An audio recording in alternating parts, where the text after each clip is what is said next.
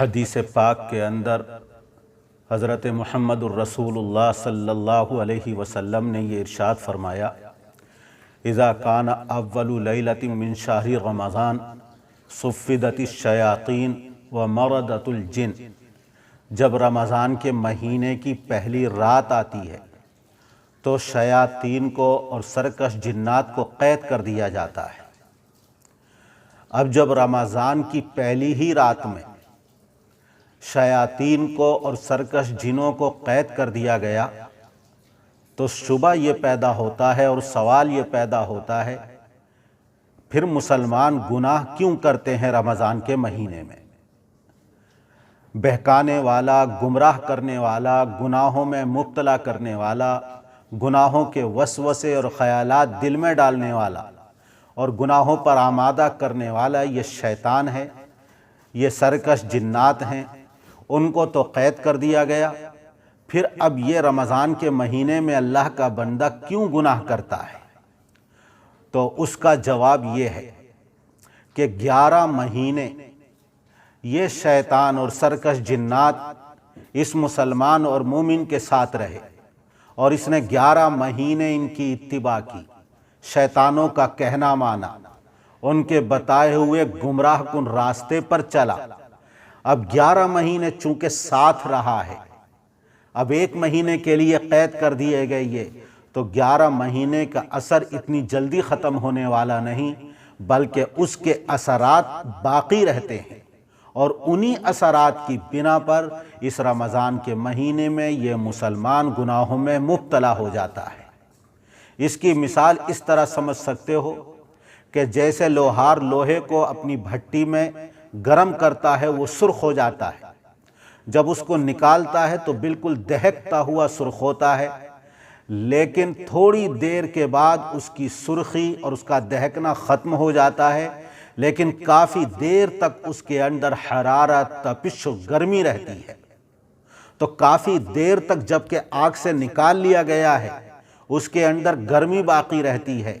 اسی طرح 11 مہینے تک یہ شیطان انسان کے ساتھ رہا، صحبت اختیار کی۔ اب اس کو اگرچہ قید کر دیا گیا ہے، شیطانوں کو اللہ تبارک و تعالی نے بند کر دیا، لیکن ان شیطانوں کے اثرات اس مہینے میں باقی رہتے ہیں اور انہی اثرات کی بنا پر یہ اللہ کا بندہ گناہ کرتا ہے۔ یہ بھی کہا گیا ہے کہ رمضان کے مہینے میں بڑے بڑے شیطان تو قید کر دیے جاتے ہیں، لیکن شتونگڑے، چھوٹے چھوٹے شیطان وہ آزاد رہتے ہیں، اور جب آزاد رہتے ہیں تو وہ گناہوں میں مبتلا کرتے ہیں، بہکاتے ہیں، وسوسے ڈالتے ہیں۔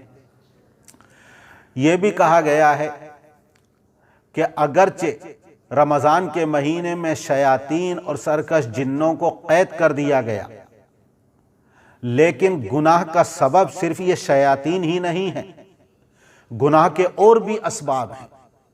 جس طرح یہ شیطان گناہوں پر آمادہ کرتا ہے، دل میں وسوسے ڈالتا ہے، گناہ کرواتا ہے، گمراہ کرتا ہے، اسی طرح ہر انسان کے ساتھ اس کا نفس امارہ لگا ہوا ہے۔ قرآن کریم میں اللہ نے ارشاد فرمایا، ان النفس لامارۃ بالسوء، یہ نفس امارہ تو گناہوں کا ہی حکم دیتا ہے۔ اور حضور اکرم صلی اللہ علیہ وسلم نے ارشاد فرمایا کہ ان اعداء عدوک ما بین جنبیک، سب سے بڑا تیرا دشمن وہ ہے جو تیرے دونوں پہلوؤں کے درمیان ہے، یعنی تیرا نفس۔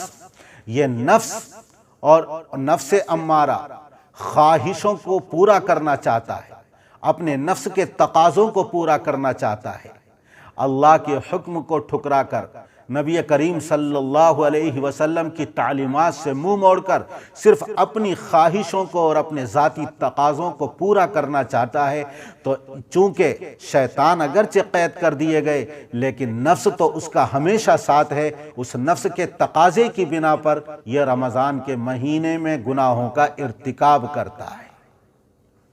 اسی طرح جس طرح نفس امارہ کی وجہ سے آدمی گناہ کرتا ہے، ایک سبب گناہوں کا اور ہے، اور وہ ہے بری صحبت انسانوں کی۔